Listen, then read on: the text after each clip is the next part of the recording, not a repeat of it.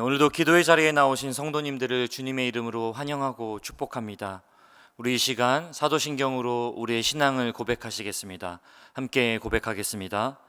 전능하사 천지를 만드신 하나님 아버지를 내가 믿사오며 그 외아들 우리 주 예수 그리스도를 믿사오니 이는 성령으로 잉태하사 동정녀 마리아에게 나시고 본디오 빌라도에게 고난을 받으사 십자가에 못 박혀 죽으시고 장사한 지 사흘 만에 죽은 자 가운데서 다시 살아나시며 하늘에 오르사 전능하신 하나님 우편에 앉아 계시다가 저리로서 산자와 죽은 자를 심판하러 오시리라. 성령을 믿사오며 거룩한 공회와 성도가 서로 교통하는 것과 죄를 사하여 주시는 것과 몸이 다시 사는 것과 영원히 사는 것을 믿사옵나이다. 아멘. 우리 시간 함께 찬송가 370장 함께 찬송하겠습니다. 주 안에 있는 나에게 단 근심이 있으랴.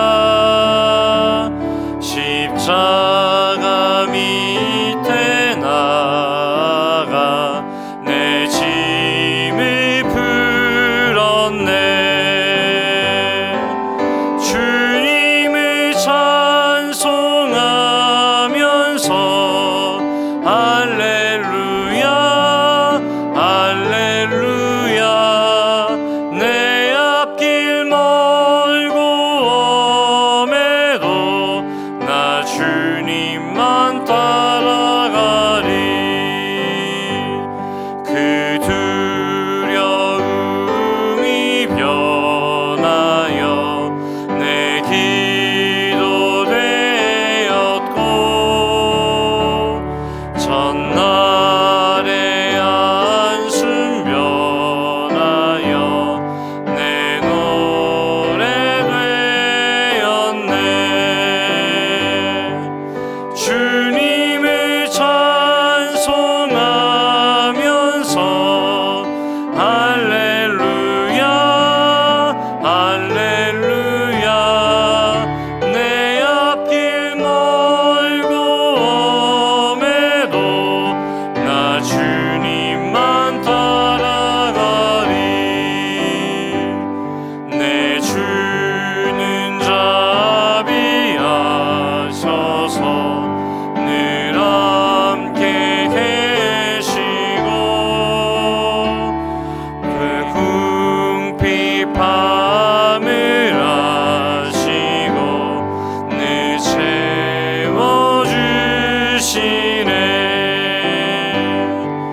주님을 찬송하면서 할렐루야 할렐루야. 내 앞길 멀고 엄해도 나 주님만 따라가리. 내 주와 맺은 언약은 영 불변하시니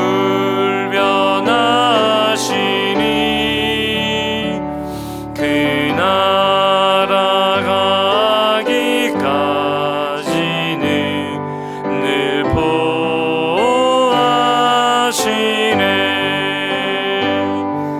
주님을 찬송하면서 할렐루야 할렐루야. 내 앞길 멀고 엄해도 나 주님만 따라가리. 이 시간 함께 말씀 보겠습니다. 함께 나눌 말씀은 창세기 37장 18절부터 36절까지의 말씀입니다. 창세기 37장 18절부터 36절까지의 말씀인데요. 이 시간 함께 18절부터 20절 그리고 이어서 26절부터 28절 말씀 이렇게 봉독하도록 하겠습니다. 함께 말씀 봉독하겠습니다. 요셉이 그들에게 가까이 오기 전에 그들이 요셉을 멀리서 보고 죽이기를 꾀하여 서로 이르되 꿈꾸는 자가 오는도다. 자, 그를 죽여 한 구덩이에 던지고 우리가 말하기를 악한 짐승이 그를 잡아먹었다 하자. 그의 꿈이 어떻게 되는지를 우리가 볼 것이니라 하는지라. 이어서 26절부터 28절까지 말씀입니다. 유다가 자기 형제에게 이르되 우리가 우리 동생을 죽이고 그 피를 덮어둔들 무엇이 유익할까? 자, 그를 이스마엘 사람들에게 팔고 그에게 우리 손을 대지 말자. 그는 우리의 동생이요 우리의 혈육이니라 하매 그의 형제들이 청종하였더라. 그때 미디안 사람 상인들이 지나가고 있는지라 형들이 요셉의 구덩이에서 끌어올리고 은 20에 그를 이스마엘 사람들에게 팔매 그 상인들이 요셉을 데리고 애굽으로 갔더라. 아멘. 성경의 인물 중에서 꿈 하면은 누구나 단연 그 요셉을 떠올리게 될 것입니다. 요셉은 형들의 곡식단이 자신에게 절하고 또 해와 열한 별이 또 자신에게 절하는 꿈을 꿨습니다. 이렇게 요셉이 꿨던 꿈처럼 자면서 꾸는 꿈도 있지만 마음속에 품게 되는 어떤 소원의 차원에서의 꿈을 꾸기도 합니다. 누구나 이런 마음속에 꿈을 품고 살아간다는 것이죠. 아마 거창한 것이 되었든 또 한편으로는 소박한 것이 되었든 다양한 또 각자마다 꿈을 갖고 살아갑니다. 요셉은 밤에 잠을 자면서 꿈을 꿨지만 이 요셉의 형들에게도 꿈이 있었던 것 같습니다. 어떤 소원인 꿈인 것이죠. 아마도 자기들 하고 싶은 대로 하면서 살고 싶다. 좀 누구에게 방해받지 않고 내가 원하는 내 삶을 살고 싶다라는 꿈이 있었지 않았을까 생각해 보게 됩니다. 근데 그렇게 하기 위해서는 요셉이 없어져야 한다라고 생각했던 것 같습니다.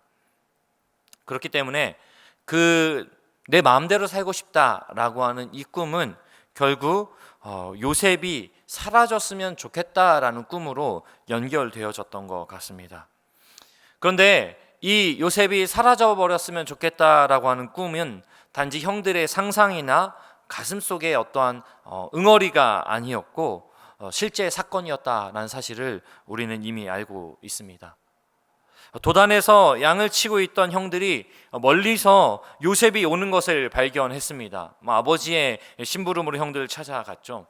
멀리서 오는 사람이 요셉인 것을 거리가 멀었는데 어떻게 알았을까요? 아마 같은 형제였기 때문에 멀리서 걸어오는 모습만 보고도 요셉이다 라고 알아봤을 수도 있지만 아마도 요셉이 입고 있었던 옷이 평범치 않았기 때문에 그가 입고 있었던 채색옷 때문에 요셉을 쉽게 알아봤을 것입니다. 아마 그렇지 않았다면 요셉이 가까이 올 때까지 요셉인지 잘 몰랐고 요셉이 가까이 와서야 요셉이 왔구나라고 알았기 때문에 형들이 모의하는 일이 불가능했을지도 모르겠습니다. 하지만 요셉의 상징이었고 아버지의 사랑의 상징이었던 이 요셉의 채색옷은 그를 위험으로 몰아넣는 도구가 되었습니다. 어찌됐든 간에 요셉이 오는 것을 발견한 형들은 요셉이 오는 동안 요셉을 죽일 궁리를 하기 시작합니다. 아버지의 편애로 인한 형들의 그 미움과 시기는 불과 17살밖에 되지 않은 동생을 살해하는 모의로 연결되게 된 것이라는 것이죠. 그래서 20절에 보면 이렇게 이야기합니다. 그의 꿈이 어떻게 되는지를 우리가 볼 것이니라. 그의 꿈이 어떻게 되는지를 우리가 볼 것이니라.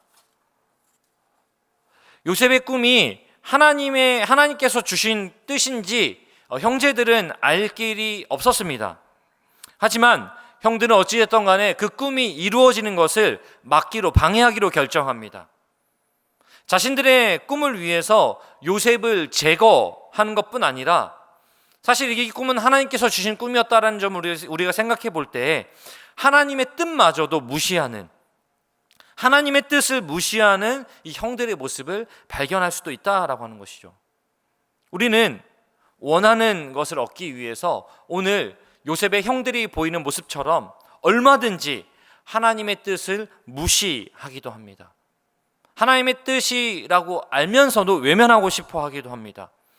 그래서 제가 이렇게 지체들을 만나다 보면, 청년들을 만나다 보면요, 너무 열심히 신앙생활하면 포기할 게 많아질까 봐, 그래서 신앙 훈련 같은 거 받지 않고 적당히 주일 예배 드린다, 이런 얘기하는 사람을 본 적도 있습니다. 결국 형들은 요셉을 이 미디안 상인들에게 팔았습니다. 그들의 꿈을 위해서요. 이런 요셉의 형들에게 요셉이 없어졌으면 좋겠다, 내 마음대로 살고 싶다라고 하는 꿈이 있었다고 한다면요, 야곱에게도 요셉을 향한 꿈이 있었던 것 같습니다. 특별히 야곱이 사랑했던 그 아내 라헬의 첫째 아들이었기 때문에 어떤 아들보다도 아마 요셉이 더 잘 되기를 원했던 것 같습니다. 그래서 요셉을 특별히 사랑했고요, 그래서 우리가 알고 있는 것처럼 채색옷까지 지어 입히면서 다른 아들들과는 달리 특별 대우를 했습니다. 우리가 어제 살펴본 것처럼 요셉의 꿈 이야기를 듣고 그 마음속에 간직했다라고 하는 것을 보면, 어쩌면은 야곱이 어제 말씀드렸던 것처럼 하나님께서 주시는 꿈에 대한 민감한 태도를 보였다라고 우리가 생각해 볼 수도 있지만, 어쩌면 야곱의 꿈이 잘 반영되어진 그 요셉의 꿈이었기 때문에 간직할 수밖에 없었을 수도 있습니다. 어쩌면 그것이 야곱의 꿈이었다라고 하는 것이죠. 그런데 오늘 그 야곱의 꿈마저도 사라져 버렸습니다. 왜 그렇습니까? 요셉은 온데간데 사라져 버리고 피 묻은 채색옷만 그 요셉의 형들의 손에 돌아왔기 때문에 그렇습니다. 자식을 잃은 아버지의 마음을 어떤 슬픔에도 비교할 수 없는 것은 사실입니다. 하지만 모든 자녀들이 그 야곱을 위로하는데 그 위로를 받지도 않고, 그러면서 하는 말이 슬퍼하면서 나 요셉에게 가겠다, 그 죽은 요셉이 있는 그곳으로 가겠다 라고 하는 이 야곱의 모습을 보면은 요셉에 대한 애착, 그리고 그 요셉에게 두었던 그의 꿈이 얼마나 컸는지, 얼마나 강한 것이었는지를 생각해 볼 수 있습니다. 이런 야곱의 모습이나 또 앞선 형들의 모습을 잘 요약해 주는 한마디가 저는 오늘 함께 읽었던 26절에 나오는 유다의 말이라고 생각합니다. 유다가 뭐라고 합니까? 우리가 우리 동생을 죽이고 그의 피를 덮어둔들 무엇이 유익할까? 무엇이 유익할까라고 하는 이 유다의 말입니다. 앞서 말했던 우리의 꿈, 우리의 가슴의 소원들은 대체로 우리의 유익을 쫓습니다. 무엇이 유익할지, 무엇이 나에게 득이 될지 궁리하면서 또 행동하고, 그렇게 무엇이 유익할지 궁리하면서 꿈을 꾼다, 마음의 소원을 둔다라고 하는 것이죠. 우리는 이것을 위해서라면은 하나님을 이용하기도 하고요, 하나님보다 앞서기도 하고요, 또 심지어는 하나님을 가로막으려고 하기도 합니다. 그게 오늘 보여주는 어떤 형들의 모습이나 한편으로는 야곱의 모습에서도 찾아볼 수 있는 대목입니다. 굳이 채색옷을 지어 입히지 않습니까? 그러나 고린도전서 1장 25절 말씀을 보면요, 하나님의 어리석음이 사람보다 지혜롭고 하나님의 약하심이 사람보다 강하니라. 하나님의 어리석음이 사람보다 지혜롭습니다. 이 말은 무엇입니까? 하나님 앞에서 우리는 아무것도 아님을 깨닫게 됩니다. 하나님 앞에서 우리의 지혜, 우리의 고민, 우리의 궁리, 우리의 계획은 아무것도 아님을 깨닫게 됩니다. 때때로는 하나님이 행하신 일들이 이게 맞나라고 생각이 들 만큼 이렇게 하시는 게 옳지 않아 보이는데 라는 생각이 들 수도 있습니다. 하지만 그렇게 느껴지는 것은 우리의 마음일 뿐, 사실 우리가 아무리 궁리하고 우리가 아무리 계획을 세워본다 하더라도 그 하나님의 계획에 정말 100분의 1, 10만 분의 1, 100만 분의 1도 따라가지 못한다는 것이죠. 아마도 야곱과 요셉의 형들은 요셉이 사라졌기 때문에 요셉의 꿈은 이루어질 수 없다라고 생각했을 것입니다. 야곱은 요셉이 죽었기 때문에, 요셉의 형들은 야곱이 종으로 팔려갔기 때문에 결코 요셉의 꿈이 이루어질 수 없다라고 생각했을 것입니다. 그러나 오늘 하나님께서는 그것마저도 사용하신다라고 하는 것이죠. 그것마저도 사용하셔서 요셉에게 주신 꿈을 이루어 가고 계셨습니다. 그렇게 하나님은 다음 이야기를 계속 이어가십니다. 우리 함께 읽진 않았지만 오늘 본문의 마지막 절인 36절입니다. 함께 봉독해 볼까요? 그 미디안 사람들은 그를 애굽에서 바로의 신하 친위대장 보디발에게 팔았더라. 우리는 이 36절의 말씀을 딱 보면서 그 다음 과정이 요셉의 이야기 속에서 어떻게 펼쳐질지 머릿속에 확 그려질 수 있습니다. 하나님은 요셉이 팔려간 그곳에서 하나님의 꿈을 계속해서, 하나님의 계획을 계속해서 이루어가고 계셨습니다. 사랑하는 성도 여러분, 우리는 무엇이 유익할까 궁리하고 그것을 이루기 위해서 계획하고 부단히 노력하며 살아갑니다. 하지만 하나님의 어리석음은 우리보다 지혜롭습니다. 하나님의 어리석음은 우리의 어떠한 지혜보다도 지혜롭습니다. 그렇게 하나님은 겸손한 자를 들어 사용하십니다. 그러므로 무엇을 궁리하기에 앞서 하나님께서 원하시는 것이 무엇인지를 기도하는 것이 우리의 자세이고, 하나님이 원하시는 것이 무엇인지를 구하는 것이 바로 우리의 겸손입니다. 오늘 하루도 그렇기에 겸손히 하나님의 뜻을 구할 수 있기를 원합니다. 그때 여전히 일하고 계시는, 여전히 움직이고 계시는 신실하신 하나님을 우리의 삶 속에서 발견하게 될 줄로 믿습니다. 함께 기도하겠습니다. 살아계신 하나님 아버지, 오늘 우리는 야곱 그리고 요셉의 형들 그리고 요셉의 모습을 통하여서 우리의 꿈이 얼마나 이기적이고 우리의 유익을 구하는지를 살펴보게 됩니다. 그리고 신실하시게 그 이면에서 하나님의 놀라운 계획을 이루어가고 계시는 하나님을 발견하게 됩니다.